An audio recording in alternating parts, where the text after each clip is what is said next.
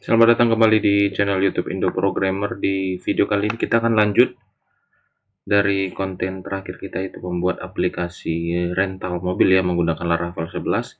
Sebelumnya kita sudah buat migration dan juga kemarin file projectnya ya. Jadi kita sudah mengerjakan migration. Ya, di migration sudah kita buat tabel users, tabel transaksi, tabel mobil ya. Jadi selanjutnya adalah hari ini kita akan mendesain terlebih dahulu template ataupun layouting yang akan kita gunakan di dalam website nanti. Jadi itu belum kita buat ya, belum kita tentukan. Nah, kebetulan saya sudah ada dapat satu template yang cukup gampang untuk kita modifikasi, template dashboard ya. Nah, kalau kita lihat seperti ini. Jadi ini bisa kita pakai nanti untuk mengelola data di dalam aplikasi rental itu. Jadi ini lebih gampang, nanti kita modifikasi sesuai dengan kebutuhan kita ya. Jadi pertama-tama mungkin kalau kita perhatikan di dalam index.html ini, dia sudah menentukan folder-folder mana aja yang digunakan untuk kebutuhan si dashboard template tersebut ya. Di sini ada folder lib, ada css, lalu ada folder img ya, dan juga nanti biasanya di bawah javascript-nya itu ada nih, ada file lib, ada file js ya. Jadi kalau kita perhatikan di sini sudah ada nih, ini semua kebutuhan file-file pendukungnya untuk desainnya. Jadi pertama-tama kalau kita mau melakukan layouting menggunakan Laravel, khususnya pakai blade templating, maka library atau file-file yang dibutuhkan untuk desain si dashboard tersebut harus kita pindahkan dulu ke public folder yang dimiliki oleh Laravel. Ya, ini saya copy. Ya, saya copy, lalu saya pindahkan ke folder project saya. Laravel, kalau nggak salah, ini Rencar. Lalu saya masukkan ke dalam folder public. Supaya rapi, saya buat aja folder baru di sini. Saya beri nama apa ya? Saya buat aja lib, atau jangan lib lagi ya, udah ada lib tadi ya. Aset gitu. Ya, assets. Nah, saya paste di sini. Oke, kalau sudah, lalu kita masuk ke project kita. Kalau kita perhatikan di bagian views yang kita miliki, sini kita belum punya file, berarti saya ciptakan dulu file templatingnya. Maka di sini saya buat perintahnya dengan artisan, php artisan make view pada folder template atau folder layout saja. Lalu saya kasih nama filenya adalah template ya. Maka sekarang sudah tercipta di layout ada file template.blade.php ya. Lalu isinya ini apa? Kita ambil aja dulu isi dari index.html ini semuanya. Saya copy, lalu kita pindahkan ke VS Code sini. Oke, lalu file-file yang ini tadi yang terhubung ke folder project dashboard template tadi kita ganti dengan public folder yang dimiliki Laravel 11 tadi ya. Maka pertama mungkin yang dari atas saya rapiin mulai dari atas. Maka di sini saya mulai ya, sebelumnya saya aktifkan dulu blade extension saya. Di sini saya kasih perintah blade seperti ini, lalu saya panggil folder asset. Jadi folder asset ini langsung membaca semua isi file-file yang ada di dalam folder public ini. Karena tadi saya simpan semua file desainnya, file ininya ya, file kebutuhan dashboardnya di assets, maka di sini saya tuliskan folder assets-nya. Di sini saya tulis di sini kutip satu assets seperti ini, lalu saya tutup di ujung sini ya. Nah, seperti ini. Oke. Nah, lalu begitu juga yang di yang ini. Maka di sini saya aktifkan blade template-nya, lalu saya panggil asset. Ini langsung membaca folder public ya. Lalu di dalamnya ada folder apa tadi? Assets. Ini ya. Lalu slash. Lalu di sini saya tuliskan kutip satu tutup kurung, lalu tutup blade template-nya. Begitu juga untuk ini. Jadi biar mempercepat waktu, ini aja saya copy. Begini ya. Lalu jangan lupa kasih penutupnya di sini. Ya, begitu juga ini CSS ya. Ini juga dikasih tutupnya di ujung.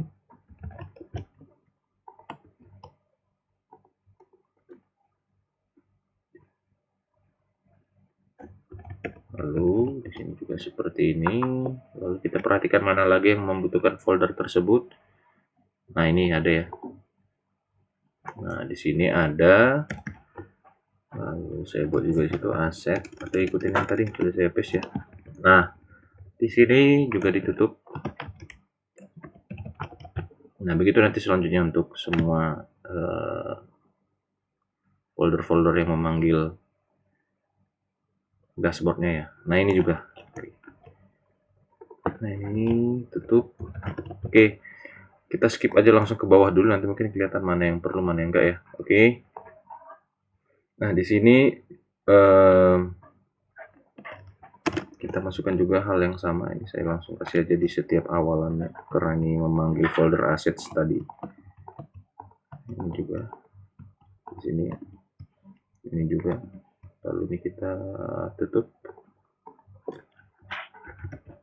seperti ini, biar cepat kita kasih aja, kita copy paste aja. Di sini juga, di sini juga, di sini juga.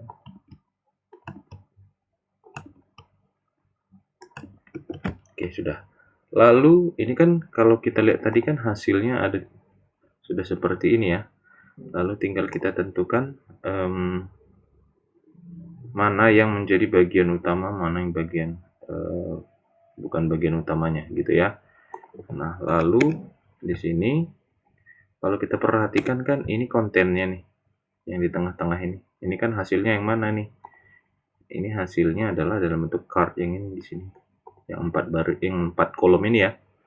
Berarti satu konten itu dia diawali dalam bentuk seperti ini, ya kan? Nah, jadi kalau kita lihat ini kan ini bagian card, lalu ini bagian navbarnya. Navbar itu yang mana? Navbar itu yang ini di sebelah kiri kita. Jadi biar rapi kita pecah menjadi beberapa file PHP ya, biar tidak terlalu banyak perintah yang tertulis di dalam halaman ini. Ini saya cut, lalu saya buat file baru, view baru, artisan make view di folder layout. Lalu kita buat filenya bernama, misalnya saya buat aja navbar. Oke, nah ini lalu saya paste di sini hasilnya yang tadi saya copy. Lalu di sini tinggal saya include. Kalau butuh langsung di include di sini juga boleh seperti ini. Lalu kasih namanya tadi apa? Di folder layout, nama filenya adalah navbar seperti ini. Kalau ini juga mau dipindahin juga boleh. Card ini ya, boleh. Ini kan card ya. Ini saya ambil gini. Ini kan kontennya. Ini ikut dengan komentarnya ya. Saya cut, lalu saya buat file baru, namanya adalah card misalnya. Lalu di sini saya paste. Oke, lalu di tempat tadi saya include lagi aja. Include layout di dalam folder layout tadi ya. Layout, lalu filenya adalah card. Gitu ya. Nah, begitu juga nanti ini. Ada nav lagi nih. Di sini. Nah, ini boleh. Kita ini sebagian apa ya? Oh, sidebar, sorry. Yang navbar tadi yang dimaksud adalah yang ini ya, yang di atas ya. Ini adalah navbar, oke. Yang di sebelah kiri ini adalah sidebar. Maka ini letaknya di mana? Nah, ini ya, sidebar. Ini saya pindahkan lagi aja. Saya cut, lalu saya buat file baru, namanya adalah sidebar. Oke, lalu di sini saya paste. Nah, di sini tinggal saya include. Saya buat layout titik sidebar. Oke, jadi kita menghemat perintah di template-nya ya. Ini spinnernya biar saja. Oke. Lalu bagian konten nanti saya buat seperti ini, mirip seperti bagian awal card tadi. Saya ambil ininya aja dulu, kontainernya ini ya. Biar nanti di berikutnya nggak perlu repot lagi. Ini saya copy, lalu saya letakkan di sini, lalu saya kasih penutup slash-nya. Ini ya. Lalu di sini saya tentukan bahwa ini nanti bagian kontennya. Maka di sini saya kasih penanda adalah yield. Lalu saya beri nama konten. Jadi nanti yang berubah-ubah adalah di bagian tengah ini yang bernama konten ya. Begitu juga di title mungkin pasti nanti akan berubah-ubah nih ya. Maka ini juga saya kasih yield Ya, seperti ini. Saya beri nama yieldnya adalah title. Oke, ya kan? Nah, jadi di sini template-nya sudah ada. Langsung kita buatkan saja ininya, file utamanya atau kelas utama untuk dibuka ketika halaman ini atau file program ini kita jalankan yang seperti ini kan. Kalau kita lihat di routes yang sekarang ada, mana ini routes-nya? Routes. Coba kita lihat ya routes. Nah, ini di dalamnya defaultnya itu diarahkan ke view welcome. Oke, mau kita pakai ini juga boleh ataupun kita buatkan sebuah controller baru yang nanti ketika pertama kali dijalankan membuka sebuah controller, misalnya gitu ya. Saya buat aja controller baru di sini. PHP artisan make controller, lalu namanya saya buat aja namanya home controller. Oke, ya. Jadi kalau pertama kali nanti dijalankan, ini dia hasilnya ya. Di sini kita buat metode baru, public function index. Udah seperti ini dulu. Nanti kita modifikasi lagi. Yang penting di routes tadi kita modifikasi dulu. Mana routes-nya? Routes plus ya. Routes web. Kita buka ini ya. Di sini tidak lagi pakai perintah seperti ini, melainkan kita ganti menggunakan perintah seperti ini. Panggil controller tadi home controller, lalu class. Metode yang akan dipanggil pertama sekali adalah metode index. Lalu saya kasih namanya adalah home, nama routes-nya ya. Nah, kalau kita lihat sekarang di home controller belum ada kita panggil apapun di dalam metode index. Misalnya saya return aja di sini, return view. Nama filenya adalah home. Berarti nanti akan dipanggil sebuah view bernama home. Nah, kalau kita perhatikan di folder views kita belum ada file home ya. Maka di sini kita buat lagi php artisan make view, namanya adalah home. Nah, ini oke. Nah, di sini kalau kita perhatikan di website Laravel-nya ya, di website Laravel documentation-nya, untuk blade layouting itu kita lihat aja nih, ada dijelaskan ya. Saya cari di sini blade template. Nah, lalu kita lihat di bagian mana dia ya? Ini kali. Layouting using component. Nah, ini coba kita lihat ke bawah dulu. Nah, ini di bagian extending layout. Nah, tadi kan layoutnya sudah kita buat nih di dalam file template ya. Kita tinggal extend, kita turunkan ke file home tadi, home view tadi ya. Nah, ini perintahnya dengan perintah extend ini. Oke. Maka di sini saya tuliskan di home view tadi, nih. Di sini saya hapus ini, tinggal saya aktifkan blade extension saya. Nih, kok binary.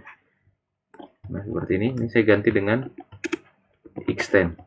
Nah, saya kasih tahu tadi layoutnya itu berada di mana, di folder layout, lalu nama filenya adalah template. Udah selesai. Lalu tinggal kita buat section yang ini home kan. Maka tadi kalau kita lihat di template ada section bernama, ada yield ya, sorry, yield bernama title. Maka kita panggil di sini dengan perintah section seperti ini. Lalu tuliskan title, lalu koma, parameter kedua adalah value-nya. Apa? Misalnya home. Misalnya kita kasih seperti ini, rent car. Ya kan? Udah. Lalu satu lagi tadi ada yield kedua kan? Yield kedua itu untuk bagian konten. Maka di sini kita panggil dengan perintah section di bagian extend-nya, sections. Nah, ini. Lalu tuliskan nama section yang tadi, konten. Sudah. Nah, kalau sekarang kita coba run ulang website kita ini, enter, maka dia sudah membuka dashboard adminnya seperti ini, atau dashboard template-nya seperti ini, sesuai dengan yang kita download tadi ini ya. Tinggal kita modifikasi sesuai kebutuhan kita, apa aja yang perlu ditampilin di sini, ya kan? Berarti berdasarkan aktivitas kita, berarti pertama kita butuh navigasi nanti di sini. Ini navigasinya mungkin nanti kita modifikasi. Sidebar mungkin yang pertama kita modifikasi. Kita buka file sidebar yang di template. Nah, di sini kalau kita lihat di sidebar ini ada cukup banyak karena kita aktivitasnya hanya ada 3-4 ya. Berarti untuk mengelola data users, mengelola data mobil, mengelola transaksi, dan juga laporan. Ya, berarti ada 4 navigasi di sidebar ini nanti. Maka kita agak hapus saja yang tidak perlu terlebih dahulu. Seperti misalnya pix ini saya nggak perlu, maka di sini saya hapus. Mana dia itu perintah pix. Tag untuk membuat pix itu yang bisa kita lihat di, nah ini ya. Ini kita hapus saja. Kita hanya perlu 4 tadi kan, di sini ada 4. Nah, ini 4 sudah ada. Ini tinggal kita hapus yang nggak perlu. Ini tidak perlu. Seperti ini tinggal saya ganti aja. Kita coba save, lalu refresh. Sudah ya. Lalu dasmin ini coba kita ganti rencar misalnya. Itu di mana? Ini ya. Rencar. Seperti ini. Kita coba lihat hasilnya. Nah, jadi kita modif tipis-tipis aja dulu gitu ya. Lalu kita butuh apa aja nanti di sini? Pertama di sini mengelola users, ya kan? Lalu mengelola data mobil, ya kan? Lalu nanti di sini transaksi. Kayaknya terbalik, nanti saya geser ya. Di sini transaksi. Lalu di sini nanti ada laporan transaksi. Oke. Nah, udah. Kita tinggal ganti icon-iconnya ini aja. Kalau iconnya ini dia pakai, kalau kita perhatikan ini pakai font awesome ya. Berarti boleh kita buka font awesome, website font awesome. Seperti ini. Kalau nggak salah dia ini font awesome-nya masih versi lama ya. Kalau kita lihat di sini fitur yang dia gunakan font awesome itu mana nih font awesome?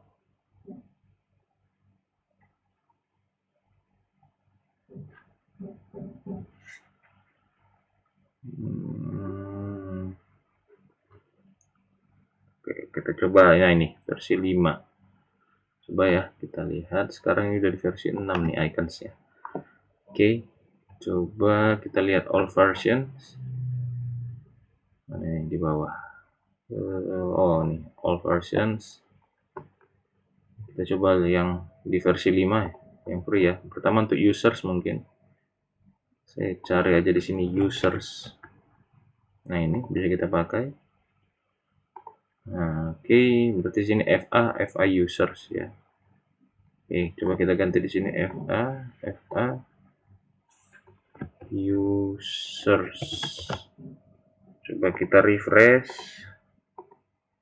Sudah berubah. Kalau mobile ada nggak ya untuk mobile, gambar mobil gitu ya? Kita coba cari car. Oh, ada nih. FA car. Nah, di sini tinggal ganti ininya aja ya. Car. Lalu transaksi itu kita pakai apa ikonnya cocoknya ya? Transaksi mungkin pakai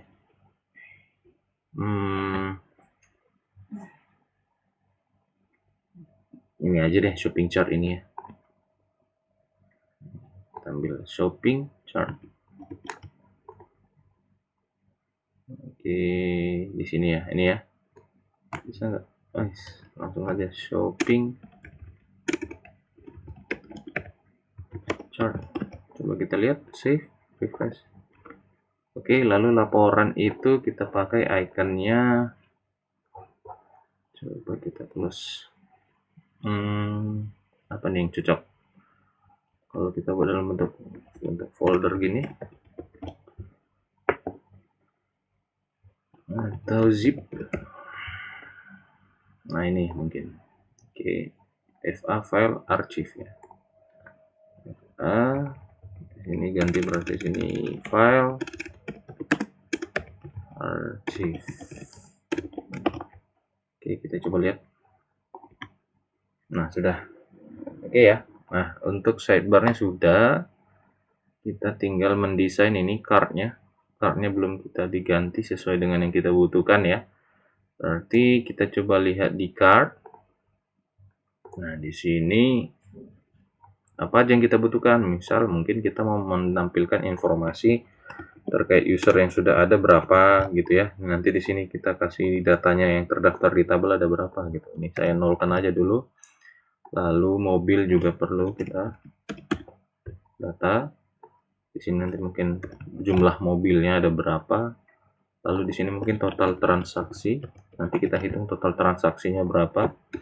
Mungkin kita butuh hanya 3 ya. Jadi sisanya ini kita hapus aja dulu. Yang ini kita hapus. Karena kita butuh hanya 3.